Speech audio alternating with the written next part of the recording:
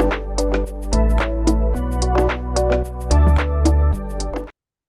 ¿cómo están? Bienvenidos. Mi nombre es Alma Salina Jessica Jerez por acá, y esto es Las Déboras.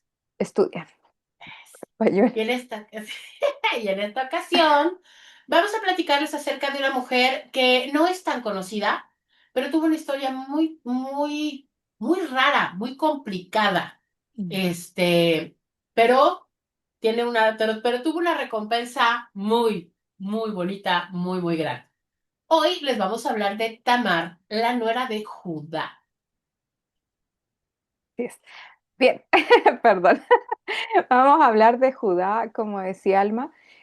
Judá, o sea, Tamar es una de las historias que encontramos en Génesis que a veces pasa desapercibida, pero que además tiene un detalle interesante, que es un poco compleja la historia por cosas de la época y, como decíamos ayer en clase de interpretación bíblica, cuando vamos conociendo un poquito más el contexto en el que se da esta historia, tiene mucho más sentido la historia en sí, lo que podemos rescatar de ella. Así que primero vamos a partir comentando la historia y Alma nos va a contar la historia por si es que usted no está viendo y tal vez nunca la ha escuchado, porque como dije, a veces pasa ¡pum! Desapercibida en nuestras lecturas. Así es. Y bueno, la historia de Tamar y Judá, así la vamos a encontrar en los subtítulos que se ponen en la Biblia, la vamos a encontrar en el capítulo 38 de Génesis. ¿Y aquí qué es lo que pasa? Aquí se nos narra, recordemos que Judá es uno de los 12 hijos de Jacob, de los que salieron las 12 tribus de Israel. Entonces aquí se nos dice que Judá ya se separa de sus hermanos, él se va a hacer su vida aparte. Se casa, tiene tres hijos, ¿sí? Sus hijos se llamaban Onán y Sela. Entonces, ya cuando sus hijos crecen, cuando crece el mayor, que es el primogénito, pues él le consigue esposa y lo casa con esta chica llamada Tamar, que es una muchacha que obviamente no pertenece a la familia, o sea, no pertenece a las tribus. Esta muchacha es cananea. Entonces, pues se casan. La Biblia nos dice que él era malo a los ojos de Jehová. ¿Qué hizo? No sabemos, pero dice que era malo, así es que era tan malo que Dios lo mató. Entonces, la costumbre de la época decía que si un hijo moría sin descendencia, entonces la esposa tenía que casarse con el hijo el hijo varón siguiente, y el primer hijo que tuvieran le iba a contar al que se murió, no al que era el papá biológico. Entonces, pues siguiendo la costumbre, Tamar se casa ahora con Onán, que es el segundo hijo. Pero él, conociendo la costumbre, no quiere que Tamar se embarace porque no quiere que el hijo que nazca, el primogénito, sea de su hermano muerto. Así es que cada vez que tenían relaciones, pues él nos decía que en tierra, ¿sí? O sea, él para que ella no se embarazara. A Dios esto no le gusta, no le parece y también mata a Onán. Entonces ya solo nos queda el más chico que se llama Sel. Entonces Judá le dice a Tamar que pues ok, que siguiendo la costumbre se va a casar con él, pero él era más chico, él era más chico que sus hermanos, todavía no tenía edad como para casarse. Entonces él le dice que se vaya con su papá, que se vaya a la casa de su papá y que cuando su hijo ya tenga edad de que se pueda casar, él la manda a llamar. Perfecto. Pasa el tiempo y pasa el tiempo y pasa el tiempo y el muchacho crece, pero nunca mandan llamar a Tamar. En ese lapso muere la esposa de Judá, se queda viudo, entonces pues ya se queda solo, ¿no? Y entonces un día va a la esquila, que era cuando le quitan la lana a las ovejas, se hace como una especie de fiesta, ¿no? Alrededor de ese evento, y alguien le avisa a Tamar, oye, va a venir tu suegro. Y entonces Tamar decide tomar cartas en el asunto y decide, pues actuar. Y entonces ella se viste de manera que parezca que es una prostituta y se acerca a Judá, perdón. Obviamente tienen relaciones y entonces él no trae dinero para pagarle y ella le dice que no hay problema, que le deje su bastón y le deje su sello. Y él se lo dice que se los deja y que emprenda en lo que le paga. Ah, bien, no hay problema. Se despiden, cada quien se va por su lado. Y de ese encuentro Tamar se embaraza. Entonces pasan los meses y cuando ya se le nota, van y le dicen a Judá, oye, tu nuera está embarazada, ya está muy embarazada. Y entonces Judá se indigna profundamente por las malas acciones de su nuera y entonces va y dice que la maten, por lo que hizo. Y entonces ahí va toda la gente, ¿no? A querer matar a Tamar. Y entonces ella dice, a ver, momentito, nada más que antes de que me maten, yo nada más voy a decir una cosa. El dueño de este bastón y de este sello es el papá de mi hijo. Y oh, sorpresa, que Judá se da cuenta que son sus cosas. Por lo tanto, ese bebé es suyo. Entonces Judá, obviamente, ya no sigue adelante con el plan. Reconoce y lo dice, reconoce que Tamar fue más justa que él.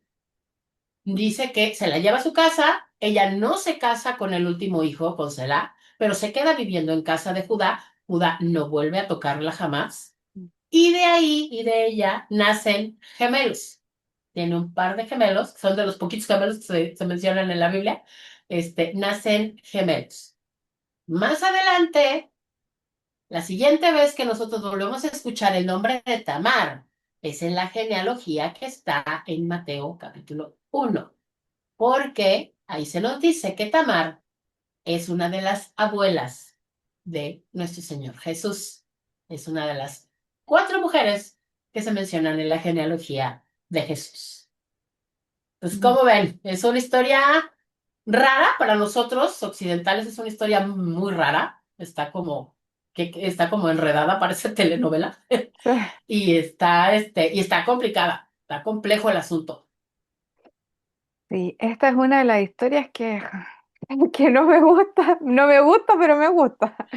No me gusta porque evidentemente uno ve muchas cosas que nos gustarían que fueran distintas para las mujeres a lo largo de la historia, pero no es así. Nos muestra la indefensión que ha existido durante siglos en diferentes culturas hacia las mujeres. Pero a su vez, acá pasa algo muy curioso, porque vemos que se dice que Dios interviene, pero no se escucha a Dios. Y después vemos a Dios accionar. Es muy curioso. Bien, vamos comentando algunas cositas como para entender esta historia un tanto extraña, y que tienen que ver con las tradiciones y las costumbres. Y eso también es para comprender, como decíamos recién, lo complejo que es ser mujer en el contexto del Antiguo y bueno, y también el Nuevo Testamento. Lo primero que tú mencionabas era que ella se casa con un hombre, este hombre muere y después ella se casa le dan el matrimonio con el hermano y se espera que se case con el siguiente hermano, pero todavía es pequeño. Esta tradición tiene que ver con la ley del levirato. La ley del levirato, tal vez la han escuchado por ahí, y el objetivo de esta ley es preservar el nombre y la descendencia familiar. ¿De quién? Del esposo. Oh, Del esposo. Porque, de hecho, por eso Onan no quiere, mantiene relaciones sexuales con ella, pero no quiere, decía el texto, dice un eufemismo, pero al final la palabra es esa, que es eyacular afuera, para que ella no se embarace y no dar descendencia, porque esa descendencia en estricto rigor no sería de Onán, sino sería de Er, que es el hermano mayor. pues, Entonces, el matrimonio consiste principalmente en dos tareas, y tampoco hay que ser tan malo. La otra labor de casarse con la esposa es para no dejarla en la indefensión, no dejarla sola, porque la vida de una viuda es muy compleja en este tiempo.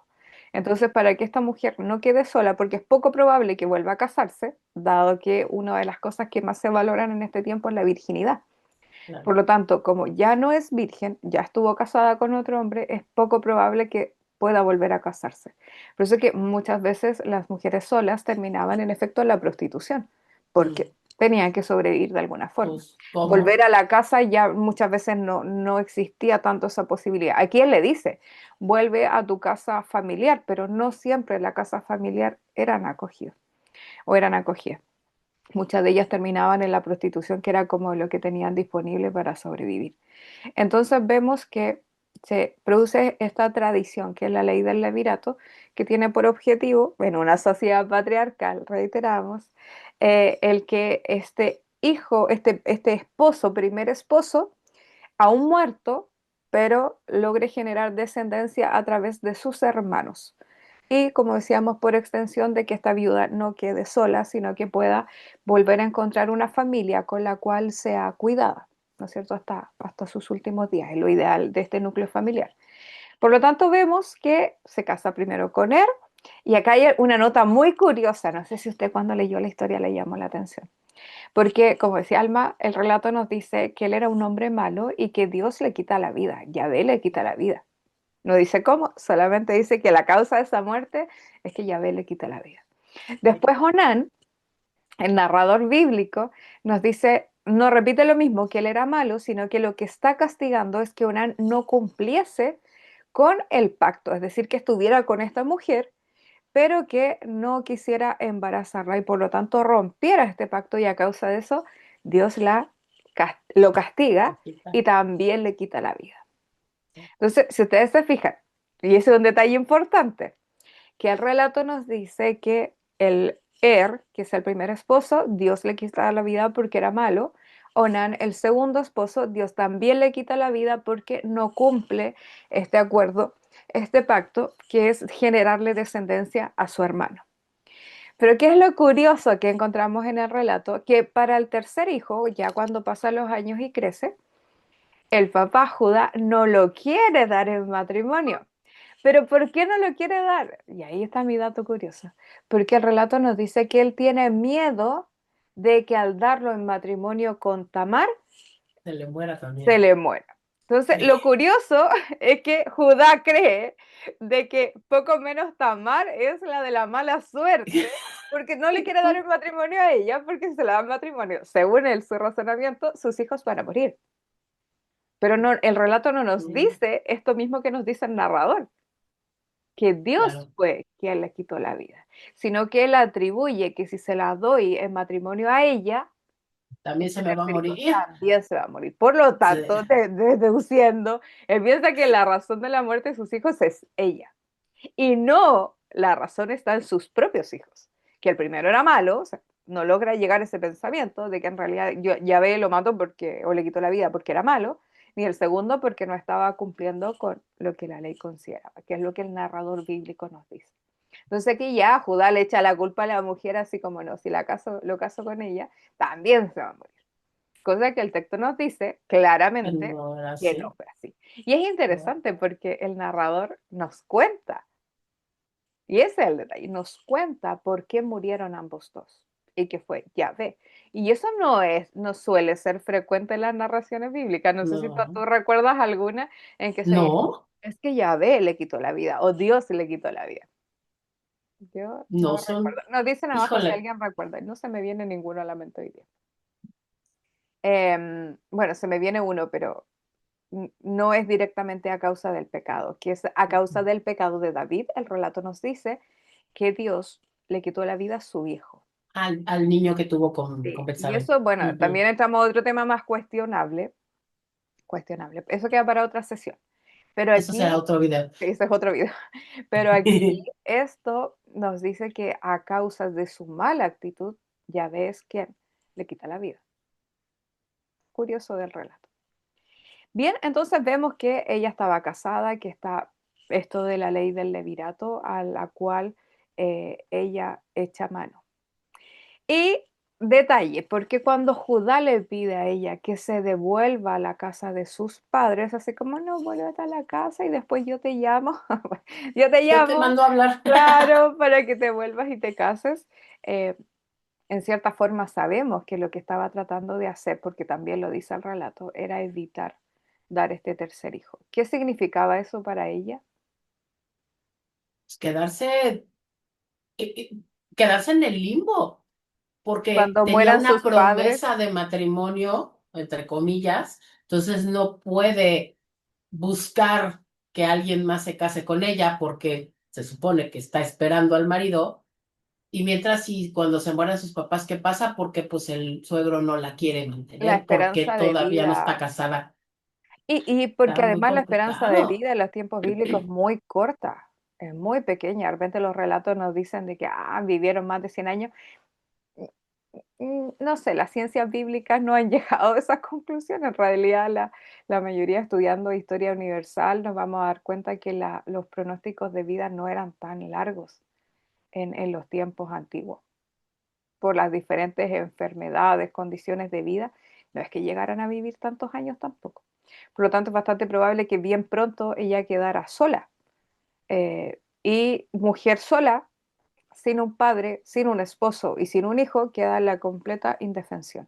Y ese igual es un escenario muy complejo que vemos en los tiempos bíblicos y por eso mismo la ley le obliga al pueblo a poder responder sobre la viuda y el huérfano. Porque Mm, quedaban en la indefensión. Por eso que las leyes estaban hechas, si nos acordamos de Ruth, por ejemplo, que está como basada un poco en este periodo, en que los campos, las ciegas, debían dejar una parte para las personas necesitadas. ¿Quiénes eran las personas necesitadas? Las viudas, los huérfanos y los forasteros. ujú. Entonces podían ir recogiendo, como lo vemos en la historia de Ruth, podían ir Lo que recogiendo quedaba. lo que iba Ujú, quedando, que era una forma de sobrevivir. claro. Entonces ahí es donde nosotros nos damos cuenta de que en realidad la viudez y viudez con hijos, porque si tenías hijo varón, podías Pues, reclamar los bienes de tu esposo, pero ¿y si no? si tenías solo hijas, pues te Quedaban en quedabas la con tus indefensión. niñas. Sí. Y eso lo vemos, por ejemplo, también reflejado en la historia del juez injusto en el Nuevo Testamento, cuando dice que ella andaba detrás de él y le decía, hazme justicia, porque era el escenario también que se veía, pero eso también lo veíamos en los tiempos de Jesús, como habían estos grupos que comenzaron a atender las viudas, porque era necesario, era un deber que la ley les imponía, de que debían velar por la necesidad de estas personas, porque quedaban en la indefensión. Bien, entonces vemos también eso, que da Judá entonces al devolverla a su casa, al decirle, no, vuelve con tu familia, así como, y después yo te hablo, vemos que la está en cierta forma condenando a la marginación social y a un estilo de vida que es muy duro, cuando era su responsabilidad, porque al haberse casado con su hijo, esa mujer es responsabilidad de Judá, Ya es no parte de de su su familia, familia. es parte de su familia. Ujú, Se traslada de su propia familia, de su padre, al contraer matrimonio, se traslada de la familia de su padre a la familia de su esposo. Por lo tanto, en teoría, y por eso que la van casando con los hijos, en teoría es responsabilidad de esa familia, esa mujer. sí. Pero es el hecho, no sé si, qué es lo que tal vez nos impacta hoy día, 2025, mirando para atrás, que es como estás como, y perdón que lo diga así, pero es como una cosa que pasas de un Sí, dueño a otro dueño y sí. esperando que ellos puedan velar por ti, porque es complejo hacerlo tú misma, no están las herramientas en este tiempo. Pero, si bien no están las herramientas, Tamar nos muestra algo muy clave en esta historia y que nos dice mucho de ella. Entonces, vamos repasando, vamos viendo como punto principal en la historia de Tamar lo que tiene que ver o lo que nos va mostrando de la época es este patriarcado funciona. La sociedad en torno a la figura del patriarca, del padre de familia, que lo vemos en todos los relatos bíblicos, este rol del padre de familia, quien va acomodando, buscando esposas para sus hijos y siendo el jefe de la familia. Y eso es clave en esta historia, porque Judá es el que es responsable, como decíamos, de esta mujer. Es responsable de su cuidado. Por lo tanto, cuando él le dice, vuelve a tu casa, trata de desligarse de esta responsabilidad. Y Sí. vemos cómo la mujer pasa de ser propiedad del padre a ser propiedad ahora del esposo, un esposo que muere, bueno, del núcleo familiar, del que sigue y del que sigue, y así sucesivamente. Uf, Entonces, eso es, bueno, si hablamos de sí, dignidad, era bien poco digno, pero por último, ayudaba a subsanar lo que decíamos de esta vulnerabilidad de las mujeres que iban sí. quedando solas, que iban So, quedando viudas. Entonces vemos este control de la mujer. Lo segundo, vemos la vulnerabilidad de las viudas, porque lo que decíamos recién, en la sociedad del antiguo Israel, La viuda quedaba expuesta al abandono, a la pobreza y de ahí las leyes que comentaba. Y lo tercero, vemos aquí la agencia femenina. Porque nuestra protagonista, ella sabía, obviamente, conocía las leyes muy bien. Y lo que hace es que ante la situación, evidentemente se dio cuenta que Judá no le quería dar en esposo a su hijo, algo tengo que hacer. O sea, lo más probable, como decíamos recién, es que sus padres no iban a vivir toda la vida. Por lo Claro. tanto, ¿qué iba a hacer ella? Entonces ella echa mano a lo que la ley le dice. Y dice, ya que él no responde, yo algo tengo que hacer, pero así de brazos cruzados no me quedo. Y Así ella es. utilizó un recurso, un muy buen recurso, que es lo que tenía disponible, su propio cuerpo. Pues sí. Y eso de repente uno, bueno, sabe que uno leyendo tanta cosa, tanto comentario, de repente uno puede decir, podemos juzgar. Bueno, aquí no juzgamos a nadie. No, Aquí no. escuchamos, pero no juzgamos. Claro, uno puede decir, oye, pero ¿cómo se le ocurrió hacer eso? Caracterizarse de prostituta y salir al camino. Vamos a ver de ahí. Lo voy a dejar ahí, lo voy a dejar en paz, lo voy a dejar en una pausa. Solamente vamos a decir que fue una idea estratégica. Ella estuvo atenta a los tiempos, ella sabía que Judá había enviudado y por lo tanto iba a venir en esta fecha del año a hacer este proceso de esquilamiento, que igual era como algo bien conocido en la época, era un tiempo también de fiestas, celebraciones. Ujú. Y dice que se coloca a la orilla del camino, porque ¿quiénes se colocaban a la orilla del camino? Son Eran las las, chicas de la noche. así es. Y bueno, obviamente hombre solo, a la orilla del camino, Dijo, y ay, cae. pues ya que andamos por aquí, pues bueno. Y ella usa ese recurso entonces, recurso que tiene cada mujer disponible, y como decíamos, no se resigna a la injusticia porque, ojo, la ley estaba de su parte. Dice, este hombre no me va a cumplir, plan B. Lo espero, me caracterizo, lo atraigo, acto, y luego es bastante probable, ¿no es cierto?, que se embarazara. Ahora, como decíamos recién, interesante, podríamos cuestionar o no su acción, pero lo hace, lo consigue. En este acto vemos que Judá identifica que ella es prostituta porque dice que le va a pagar con, en ese momento no tiene nada, pero que le va a mandar a un criado con un cabrito, no me acuerdo qué más era.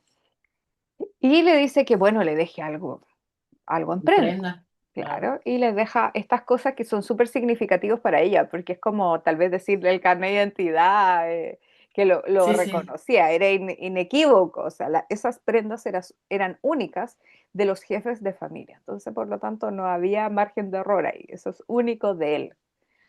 Y después vemos, avanza la historia, ¿no es cierto?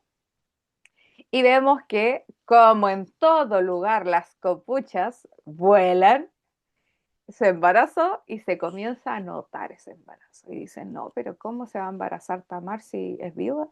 Si es viuda y No, está sola, está en ¿no? O pecado. sea, Y ahí claro. donde uno ve los copuchentos, no sé cómo se dice en México, pero en Chile los copuchentos le van a contar a Judá y le dicen, mira Judá, tu nuera está embarazada. ¿Y por qué esta figura? Porque recuerden que esta mujer es de esta familia. Por lo tanto, que quedara embarazada sin estar casada es una deshonra para esta familia, Para la de esa familia, Judá. claro. Por eso De que él no acuerdo. lo duda y dice, no, entonces hay que sacarla y hay que hacer lo que la ley dicta. ¿Y qué dictaba la ley? Que en esos casos la muerte era por lapidación. Las mujeres que, porque recordamos algo que hemos dicho anteriormente, y es que hay principios que rigen el tiempo, y uno de ellos tiene que ver con esto de la honra y la deshonra, Ujú. ¿no es cierto? Entonces, el que una mujer que es parte de su familia esté embarazada sin tener un esposo, evidentemente es porque tuvo un acto ahí de intimidad con alguien y se embarazó y es parte de esta familia, no debería estar embarazada de nadie.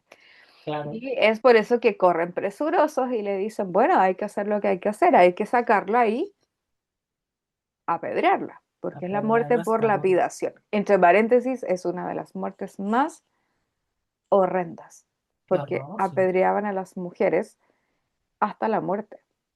Y entre paréntesis, la deshonra por lo general, ¿para quién está hecha?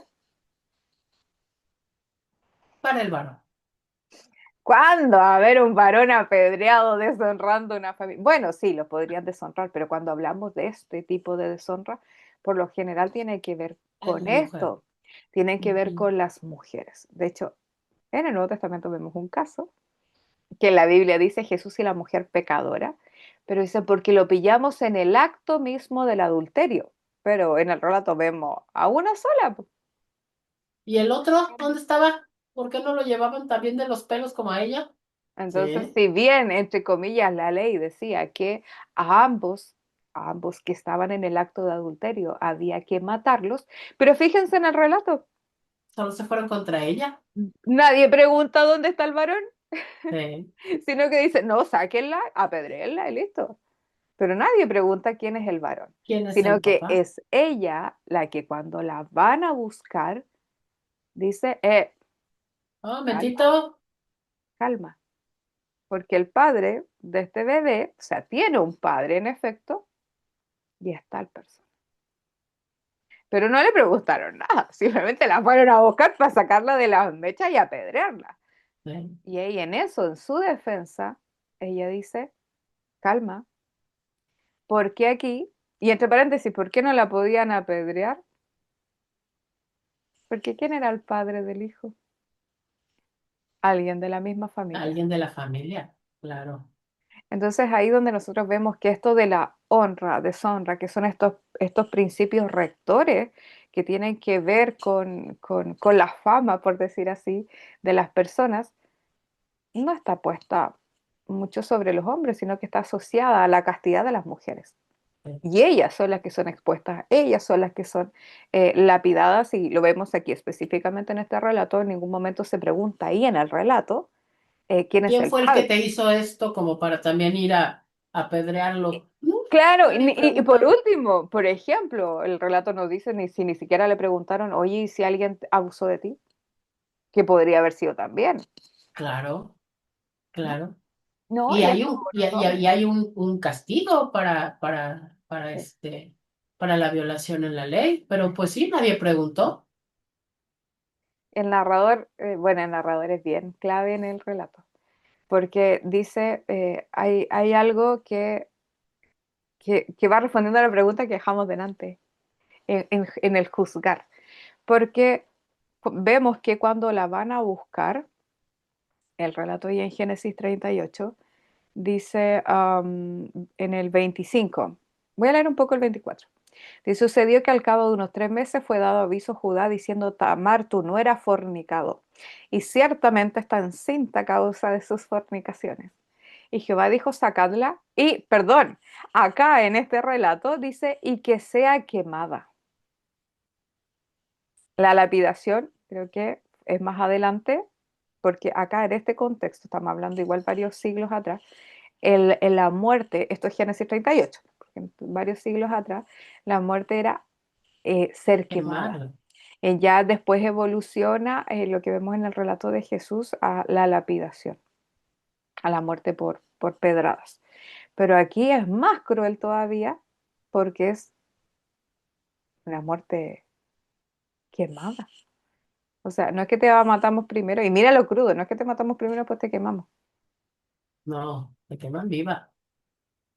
Ay, ¿Te qué das cuenta que terrible. nosotros pasamos así los relatos como Sí, leemos?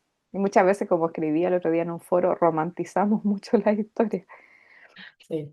Y dice 25, pero ella cuando la sacaban envió a decir a su suegro. ¿Por qué a su suegro? Porque su suegro es el jefe de la familia. Ujú.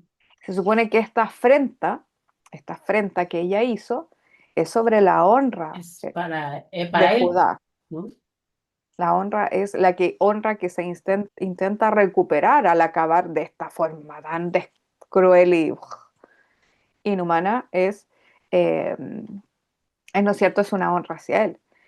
Y dice, pero ella cuando la sacaban envió a decir a su suegro, del varón cuyas son estas cosas, estoy encinta. También dijo, mira ahora de quién son estas cosas, el sello, el cordón y el báculo. Entonces Judá lo reconoció y dijo, si esto nota del narrador bíblico, me encanta esta parte, es mi favorita, toda la historia, porque dice, más justa es ella que yo, por cuanto no le he dado a Sela mi hijo y nunca más la conoció. Conoció es Ujú. un eufemismo, eufemismo es una palabra que se utiliza, es una palabra decorosa, es una palabra más bonita, por decirlo así, para decir otra o en lugar de otra que tal vez nos incomoda un poco. Entonces aquí lo que el narrador dice, y no la conoció jamás, no es que no la volvió a ver ni entabló diálogo Nunca con le ella, volvió a hablar. claro, sino que el concepto en la Biblia, cada vez que se menciona la palabra conocer, tiene que ver con este acto sexual. Es decir, Ujú, nunca más tuvo relaciones sexuales con ella. No lo ujú. dice así de explícito. Bueno, las versiones modernas sí, las versiones en una Mm, traducción en lenguaje actual lo mencionan así. ya lo Pero mencionan así. estas versiones ocupan esta figura del eufemismo, que es decir una palabra por otra, una palabra más decorosa. Pero para decir que después de esto, él nunca más volvió a tener relaciones sexuales con ella. Pero me devuelvo a esta frase, porque recuerden la Ujú. escena, la están sacando casi de las mechas para exponerla públicamente en todo ahí el barrio, como podríamos decir, en todo el Sí, barrio, para quemarla quemarla viva. viva. O Ah, sea, y ella entre eso dice, un momento, aquí están, este es el padre, estas son las cosas del padre de este hijo. Y ahí es donde Judá, imagino que así de públicamente también, dice, no, es que aquí más justa es ella. ¿Por qué? Porque estaban a punto de acusarla de uno de los actos, como decíamos, más cuestionados, que esto de la sí. fornicación o del adulterio. Por lo tanto, esa frase es clave, porque él estaba obligado a cumplir con la ley. Y aquí el narrador nos dice muy claramente el peso que tiene la ley, no solo para ellos, sino el peso que tiene la ley para Dios. Ujú. Porque supone que Onán, por no cumplir la ley, Dios le quita la vida. Por eso, sí. Entonces, este acto que uno podría decir, el acto de ella de disfrazarse, de acostarse con este hombre y de embarazarse, lo que está haciendo primero en la boca de Judá, que sería el afectado por la deshonra o la pérdida de la honra, es el que está diciendo públicamente, no, en realidad el que falló fui yo, ella es más justa que yo. O sea, la estamos a punto de acusar de un acto de inmoralidad, pero en realidad ella es más justa que yo porque yo debía haber cumplido con lo que la ley y Dios me ordenaba. Ujú. Y es haberle dado, ¿no es cierto?, a este tercer hijo a ella. Por lo tanto, un acto que puede ser cuestionable porque uno dice, oye, pero El medio método estuvo como reprochable, ¿no? medio. Claro. Eh, Vemos en boca de él esta justificación. Es como, no, no, calma, ya. sí. Y esa es una. Y lo segundo es que, porque yo igual he leído comentarios, insisto, de mujeres de la Biblia, así como, sí, bastante reprochable, inmoral el acto, acostarse. Sí, pero en la época, y es por eso que es importante, lo decíamos ayer en clase, es tan importante ver el contexto de la historia, porque nosotros miramos desde hoy para atrás y hoy uno puede decir, pero ¿cómo a alguien se le ocurre ir a acostarse con el suegro para embarazarse? Ya, pero es que en ese tiempo era la forma de sobrevivir. Tener Sí, hijos era la forma de sobrevivir para las mujeres. Y ojalá hijos y hijos varones, sí, sobre para todo. que puedan asegurar la descendencia y por lo tanto también los bienes y la sobrevivencia. Y vemos que, y se aconteció el 27 al tiempo de dar a luz, he aquí que había gemelos. Y bueno, ahí se da la descripción de los gemelos. Pero y aquí el cierre de nuestra historia, porque uno podría decir qué cuestionable es, que qué acto más inmoral. Bueno, para la época no lo era tanto. Más Mm, inmoral era dejar a las mujeres sobreviviendo, y de hecho, eso sí, lo aclaro bastante, para mí más inmoral es dejar a las mujeres tratando de sobrevivir por su propia cuenta en una sociedad que es tremendamente machista. Sí, claro. Y donde vemos a Yahvé o a Dios hablando, amo esa parte. Porque Sí, Nos vamos a Mateo, porque Dios no habla verbalmente, pero habla con sus pero, actos. Porque decíamos recién que en este caso Judá fue a buscar esposa a tierra de Canaán, se casó con una cananea, por extensión estaba viviendo en tierra cananea, lo más probable es que esta mujer haya sido también cananea. ándale. Y vemos que en la historia del pueblo, una de las cosas que se cuestiona más es esta interacción con las mujeres extranjeras. Y uno puede decir, sí, es que Dios dijo que no había que casarse con las mujeres extranjeras. Sí, pero en los actos pasa algo bastante curioso, porque Ruth también era extranjera y es una de las abuelitas de Jesús. Tamar también es extranjera y es una de las abuelitas de Jesús.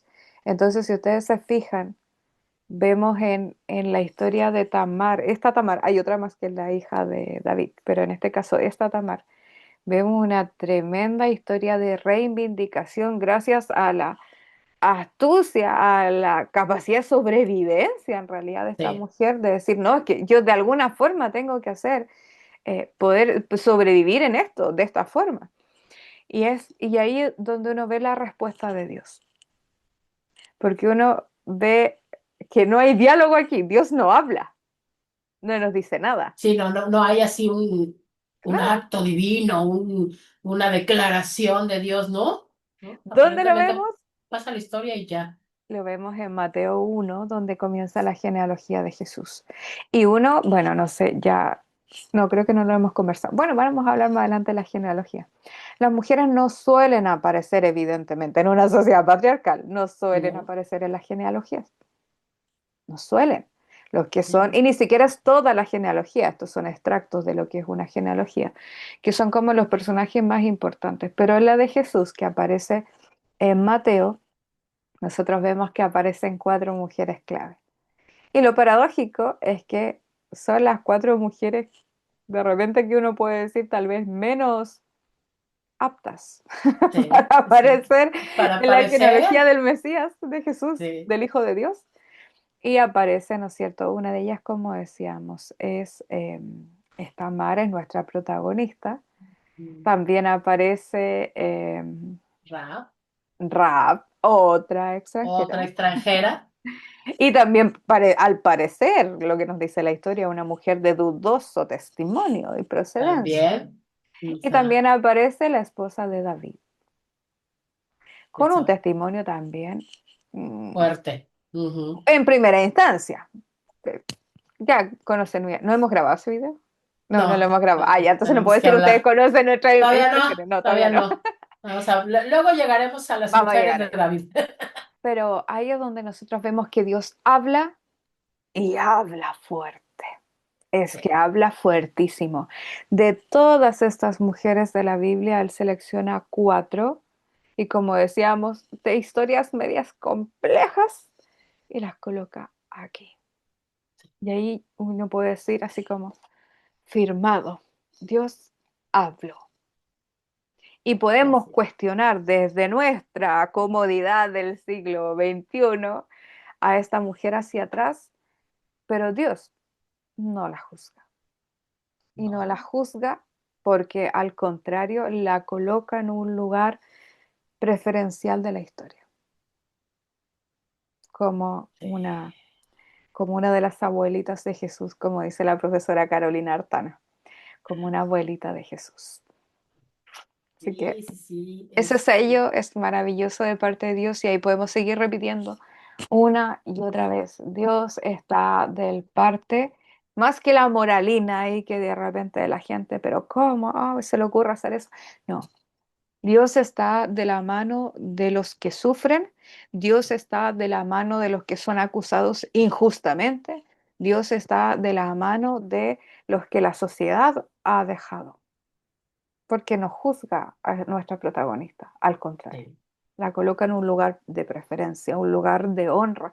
¿Qué mayor honra que ser de la línea directa del propio Hijo de Dios? claro.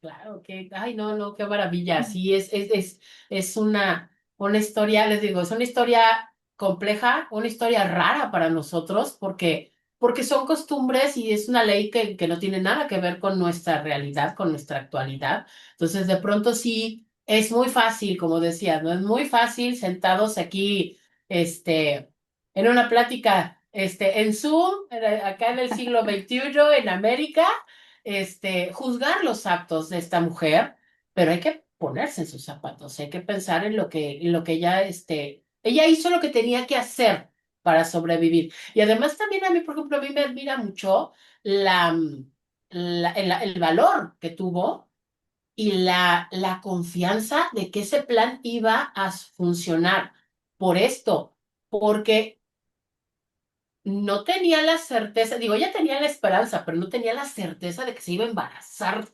esa vez. O sea, y si no, o sea, ¿qué iba a hacer? ¿Iba a tener que estar viendo cómo le hacía para engañar al suegro varias veces o qué? O sea, fue un acto de veras muy valiente y de mucha confianza, de mucha determinación, como para decir, pues lo voy a hacer ahorita y pues pega porque pega. O sea, esta tiene que funcionar, porque esta es mi única carta. Yo no tengo más. No tengo otra cosa, no hay otra cosa que yo como mujer sola pueda hacer.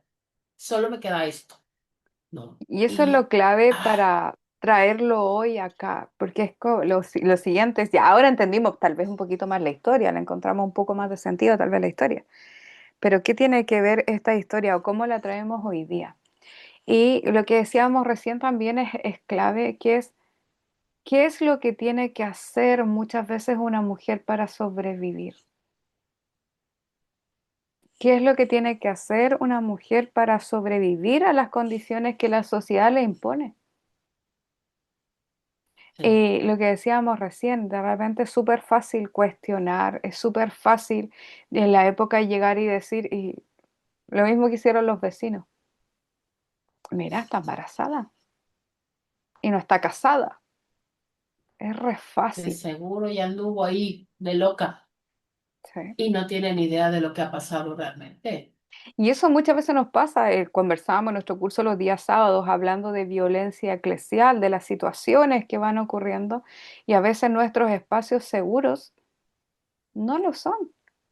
Y ahí volvemos a este mundo que a veces se da en nuestras mismas congregaciones, de que la moralina, como lo digo yo, sí, despectivamente. Es como, ay, pero mira en lo que trabaja ella, pero mira en lo que ella hace. Y muchas veces no nos sentamos a pensar que, primero en el juicio, ¿quiénes somos nosotras para juzgar la vida ajena? Como ahí estaban los vecinos de Judá. Mm, Mira tu nuera, está embarazada. Es que hay que sacarla. Ay, no, mira, te cayó en pecado. Y al final vemos que el único que tenía autoridad moral para juzgarla, y nos devolvemos a la misma historia también de Jesús, el único que tenía autoridad moral para juzgarla no la juzga y al la pone en contrario, un la lugar de rescata. honra. Así es, Entonces también así nuestro es. llamado hoy día es de partida a ver en qué situación están nuestras viudas, nuestras iglesias, nuestras hermanas, cómo están tratando de sobrevivir en una sociedad que es muy dura, que es muy difícil, si no ha cambiado tanto con los siglos. No, no, Muchas no ha veces cambiado. solas con sus hijos, porque tal vez no están en una condición de viudez, pero ya sabemos que en América Latina la mayoría de las, eh, gran parte de los hijos no crecen con sus padres. Padres me refiero a la figura paternal, Ujú. sino que en esto de las separaciones son las mujeres quienes se hacen cargo del cuidado infantil. Yo trabajo en emprendimiento, haciendo talleres para el Hogar de Cristo, que es una organización bastante importante en Chile, es una fundación, y la mayoría de nuestros cursos son para mujeres. No sé, yo creo que el 95% de las alumnas que yo tengo son mujeres. Y las empresas son quienes financian estos cursos y se los dan gratuitos a las mujeres. Muchas, muchas, muchas. Y les aseguro que yo de todos los cursos que hago, insisto, la mayoría son solo mujeres, están destinadas solo a mujeres, porque la mayoría de las mujeres están al cuidado infantil y en los trabajos es que no hay trabajo que aguante. Porque No, donde ella tienen cuidado infantil, a lo que voy es que te están llamando del colegio, es que su hijo se enfermó, lo puede venir a buscar, es que su hijo esto, entonces la mayoría el primer día nosotros les preguntamos ¿por qué están emprendiendo? Y dicen, es que no podemos porque estamos no solas, podemos cumplir un horario de trabajo fijo, o me claro. han echado no sé cuántas veces porque tengo que ir a retirar a mi hijo, porque no tengo dónde dejarlo, porque no tengo red de apoyo, entonces al final no me queda otra que emprender. Y más encima la informalidad, Sí, que vender una cosita por aquí, otra por allá, que hago pan, que hago tortas, que hago costura, que hago esto, y dentro de la informalidad. Entonces, esa es otra realidad que nosotros tenemos, y es que si lo trasladamos por allá, están las viudas que quedan en medio sin nada, o sea, si no tienes esta protección de la familia, como vemos en esta historia, quedan las mujeres así, en medio de una sociedad donde, ¿en qué vas a trabajar? Donde no tienes nada, no tienes una propiedad, no tienes una carpa, una casa, no tienes nada, porque al morir tu esposo es de la familia. Y si tú no tuviste heredero, quedaste sin nada. Y hoy nos encontramos con un escenario que no es tan distinto, porque tampoco es una sociedad donde existan tremendas facilidades como para poder salir adelante con tus hijos. Uno, la pandemia nos mostró en Chile de que el 83%, así literal, el 83% de los padres no pagaban pensión alimenticia. Y ahí wow, empezó en el gobierno, los gobiernos de turno, ya empezaron a colocar, a trabajar leyes y leyes y leyes que no puedes renovar licencias, que no puedes salir del país, los fondos, porque entregaron los fondos de la AFP. ¿Tienes deuda de pensión? Retenido, retenido, retenido. O sea, 83%. Yo fui una de esas que mi papá brilló por su ausencia, éramos tres hermanos y quedamos solas, o sea, salimos adelante solamente gracias a mis abuelos y tíos. Pudimos estudiar, ir a la universidad y gracias a Dios tener un buen futuro. Pero, y mi papá se acordó de nosotros cuando ya estábamos grandes y yo estaba terminando la universidad y fue como, no, ya, chao, lo siento. sí, No, no, sí, ya no te ya, necesito, no. pues Esa sí, es una realidad que, insisto, la Tamar del tiempo bíblico no es tan distinta a la hermana no, que hoy tenemos hoy día en una sociedad que sigue siendo tremendamente machista. ¿Por qué? Porque la responsabilidad del cuidado de los hijos debería ser de ambos. Pero las tasas de pobreza nos dicen de que las personas más pobres en nuestra sociedad son mujeres y niños. claro, Y en toda Latinoamérica, claro. no es una realidad que solamente se da en Chile. Sí, Entonces, no, esa no, misma Tamar la tenemos hoy día sí, aquí, tratando de sobrevivir con los recursos con que los cursos tiene que y tiene. como puede. Claro. Y en el caso de, por ejemplo, sabemos que en este caso Stamar usó este recurso, os lo digo, de una manera muy, muy valiente, muy arriesgada, Mm. ¿no? Para que funcionara y poder, comprometer a su suegro y poder formar parte nuevamente de manera ya, ahora sí, en la práctica, ser parte de su familia. Pero como lo comentabas, a final de cuentas, por ejemplo, si eso no hubiera pasado, si los papás de ella hubieran muerto, y ella se hubiera quedado ahora sí completamente sola, lo más probable es que ella efectivamente hubiera tenido que caer en la prostitución, porque en ese entonces las mujeres no podían trabajar y entonces, no, o sea, no había empleadas como Algunas, ahora, ¿no? O sea, claro, eran cosas estaban. muy, muy puntuales y es algo que sigue pasando en el día de hoy. O sea, que se sigue viendo que, o sea, la mayoría de las mujeres, digo, no puedo dar un porcentaje, pero sí se sabe que la gran mayoría de las mujeres que practican la prostitución lo hacen por necesidad, no es por gusto. Es A lo que mejor habrá alguna que sí, ¿no? pero ¿quién Pero va a a lo querer? mejor habrá alguna, ¿no? No sé, no juzgamos. Habrá a lo mejor alguna, pero no, o ¿Quién sea, pero por vaya, gusto va a querer ¿no? acostarse con, no sé, oh, O sea, qué terrible. Entonces, no. eso, o sea, que esas mujeres tienen que llegar al punto, o sea, ¿hasta qué punto de desesperación tienes que llegar como para que tengas que vender lo único que es tuyo completamente, que es tu cuerpo? Porque es la única manera que tienes de sobrevivir. Y sobre todo, efectivamente, que la iglesia sigue haciendo oídos sordos y se voltea con esas personas, con esas mujeres. Y de Yo recuerdo, a mí me repente, sí, platicaba mi esposo cuando él era un jovencito, ya estaban en la iglesia, ya eran creyentes, pero él era un joven, un mm, jovencito. Y dice que en una ocasión en la iglesia en la que se congregaban en ese entonces, no era, era un día entre semana y había actividad, entonces el templo estaba abierto por algo, pero no había servicio como tal.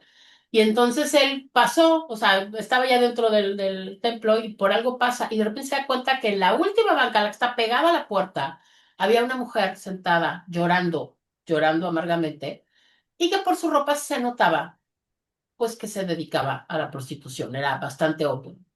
Entonces él, en su inocencia, fue por un folleto, que fue lo único que se le ocurrió, fue por un folleto, se le acercó, le dijo que Dios la amaba, que no sabía que tenía, pero que Dios la podía ayudar y que fuera, o sea, que por algo había llegado ahí y que fuera. Ella le dio las gracias y se fue. Cuando él sale a la media vuelta, están parados 3 o 4 ancianos y le pusieron la regañiza de su vida. ¿De qué estaba haciendo hablando con esa mujer? Número uno. Y número dos, que por qué la invitaba. Que esa no era el tipo de persona que ellos querían en esa iglesia. Paradójicamente, el tipo de persona que Jesús sí invitaría a su iglesia. Así es, así es. Porque ¿con quién se sentaba Jesús a la mesa? Y Pues, lo dice, con prostitutas. Con quien lo necesita, no con quien lo hace quedar bien. Con quien lo necesita, no con quien le puede dar algo. mm, Con quien lo necesita, no con quien lo va a hacer brillar en sociedad.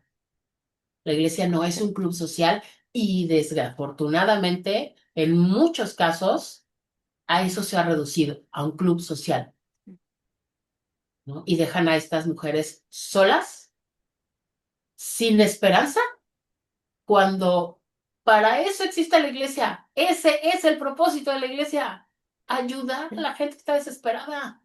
Lo otro es que también de repente es tanta la indefensión, lo que decía adelante, este concepto, que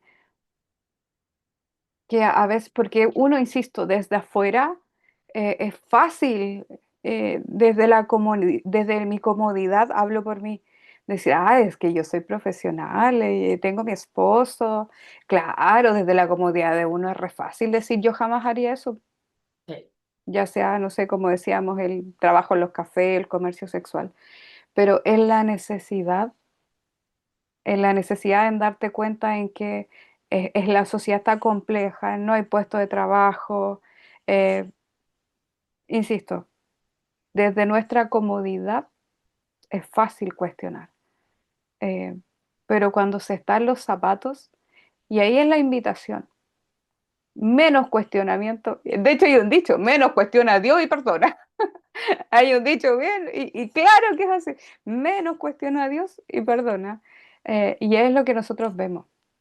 Esperamos que la gente, comillas, cambie para llegar a la iglesia, pero ni siquiera sabemos cómo llegó a ese estado. No sabemos el nivel de desesperación que pueda tener una persona, una mamá, que de repente uno puede ver a sus hijos con hambre, a punto de perder el techo.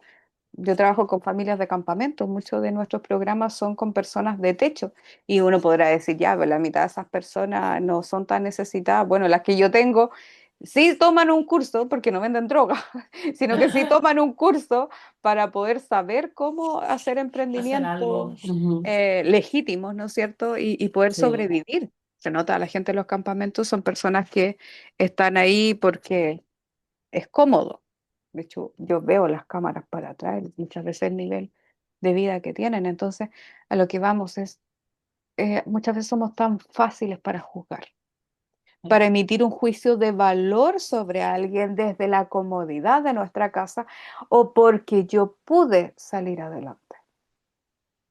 O porque también. muchas veces uno dice, sí, pero es que yo igual estuve en la línea de la pobreza y hoy día vivo cómodamente. Sí, pero lo más probable es que tú sí tuviste las herramientas y no todas las personas tienen esas herramientas. Entonces, ahí insisto y volvemos a lo mismo, es re fácil juzgar cuando no se está en los zapatos de la otra persona o incluso si lo estuviste. Lo más probable es que nosotros tuvimos personas que sí nos acompañaron en el proceso, que sí nos ayudaron, que sí nos orientaron y pudimos salir de esos círculos de la pobreza. Pero no toda la gente tiene ese recurso. Muchas veces hay tremendas historias detrás de personas dañadas y vulneradas desde su infancia, desde pequeños que crecieron en condiciones terribles. Entonces, evidentemente, lo que tú vas a ver es que cuesta llegar a este punto de decir, puedo salir adelante de otra forma. Y por eso que nuestro llamado como iglesia, como decías tú, es a, a ser menos como el pueblo, de andar de copuchenta, así como, ay, mira la hermana tanto. No, no, no. Menos como el pueblo y más como Yahvé. Yahvé no juzgó, no cuestionó, sino simplemente vio el acto de esta mujer para sobrevivir y dijo, venga para acá, aquí te pongo yo. Esto es lo que yo creo de ti. Yo no te veo como prostituta, yo te veo como una mujer que dado lo duro del entorno, buscó una estrategia para sobrevivir y yo te tomo y te coloco en un lugar de honra, porque Porque, ¿qué es el lugar? lugar más honroso que puedas tener. Y Claro. yo creo que mi llamado, ya cerrando nuestra historia, es eso. Mi llamado es que puedas ver hoy día, si estás en esa situación de tratar muchas veces en esto de sentirte cuestionada, juzgada, primero nuestro llamado como hermanas, como mujeres en Cristo en la fe, es menos juicio y más amor. Menos juicio y más amor. Sabemos que hay alguien que está en necesidad, que hay una mujer, como decíamos recién, porque los tiempos no han cambiado tanto, que está en necesidad, que está saliendo adelante sola con sus hijos, estemos más presurosas a ayudar. Si vamos a andar conversando, conversemos Sí, con las otras hermanas, entonces, ¿cómo ayudar a la hermana? para ayudarle, claro. Para ayudarle. No para andar como, "Ay, mira lo que está haciendo, mira esto", no. Si vamos a andar hablando a la hermana, que sea para hablar con otra hermana de cómo le podemos ayudar. Claro. Eso lo quería Jesús y esa es la pregunta que tal vez todos crecimos siendo niños. ¿Cómo sé que algo es correcto o incorrecto? Bueno, simple, pregúntate, ¿qué haría Jesús en tu lugar? Y evidentemente ya lo hemos visto, Jesús no estaría cuestionando, no lo hizo en esta historia. Jesús estaría ayudando, acompañando. Las sociedades, reitero, no son tan distintas a la que está en la Biblia hoy día. Hay leyes y prácticas, pero la realidad de una mujer sola, con hijos, o una mujer viuda, no es tan distinta y sigue siendo igual de difícil hoy día, porque seguimos estando en una sociedad que es tremendamente patriarcal y que te da a ti el que te hagas cargo de tus hijos, cuando en Sí, realidad es una debería responsabilidad ser los compartida. dos. Claro, Y muchas claro. veces, como decíamos, salir adelante sola con tus hijos es muy complejo. Por lo tanto, ya sea que estés en una actividad que no sea muy decorosa o muy honrosa, lo primero que tienes que ver de esta historia, y te queremos dejar, pero sí, muy claro, es que el único que pudo juzgar no lo hizo. Es más, juzgó a los varones diciendo, este Juzgo fue, al hombre fue otro. malo, ya, Ujú. te saco. Tú no cumpliste la ley, te saco. Con ellos sí vemos la voz de Dios, lo que nos dice el escritor bíblico. Dios ahí Sí, habló y cuestionó su maldad, pero no cuestionó el acto de está Tamar. mal. Dios Así habló es. claro y fuerte de estos dos personajes al principio y acabó con ellos. ¿Por qué no lo hizo con Tamar? Sí, pero si fue tan deshonroso y tan cuestionable y tan malo lo que hizo, pues ella debería de haber tenido el mismo fin que los maridos, ¿no? Sí, Y pero no fue no. así. Él Claro. dijo, estás haciendo lo que puedes para sobrevivir. No solo, no voy a decir te felicito, pero te pongo en un lugar de honra, Sí, porque la ley fue justa contigo. Y hoy mismo podríamos decir, la ley es injusta contigo, la sociedad es injusta, sí, porque el cuidado infantil, que sobre todo debería ser para ambos padres, no solamente para la madre. Y hoy la mayoría, ¿no es cierto?, vemos nuestras realidades funcionan así, que es lo que vemos más frecuentemente. Entonces la invitación es, Dios no te juzga, Dios no juzgó ahí. ¿Por qué nosotros nos tomamos la atribución de hacer eso? Como decíamos, con este caso, como comentabas tú, una mujer que parece, por cómo se ve, ser prostituta, no es digna de estar en nuestra iglesia. Al contrario, Jesús le echaría, no, si ya tenemos súper claro que Jesús andaba con todos los cuestionados de la sociedad, Así es. todos los rechazados, ahí andaba Jesús tomando y bebiendo, la escritura lo dice, comedor y Así, bebedores, comedor, sí, sí, que era un glotón. glotón y bebedor, porque era costumbre de la época también. Entonces, a eso vamos, de que Dios no juzga. Quien sí tiene autoridad, no lo hace. Dios ve y siempre vamos a reiterar en lo mismo. Dios ve lo que hay acá adentro, lo que El hay en el corazón. corazón. Eso Sí, es lo sí. que le interesa. ¿Hay maldad en tu corazón? ¿Hay discriminación en tu corazón? ¿Hay juicio en tu corazón? Ahí sí Dios te va a juzgar. Ojo con eso. Bien, queridas, ese es nuestro aporte por hoy día. Creo que ya llevamos como una hora hablando. Para variar y no perder la costumbre, muchas gracias. Muchas Déjanos gracias tus por impresiones. acompañarnos. Por favor, déjenos aquí en la cajita de sus comentarios. Platíquenos si ya conocían la historia de esta Tamar, porque después hablaremos de otra, que hay otra, que también tiene una historia muy trágica.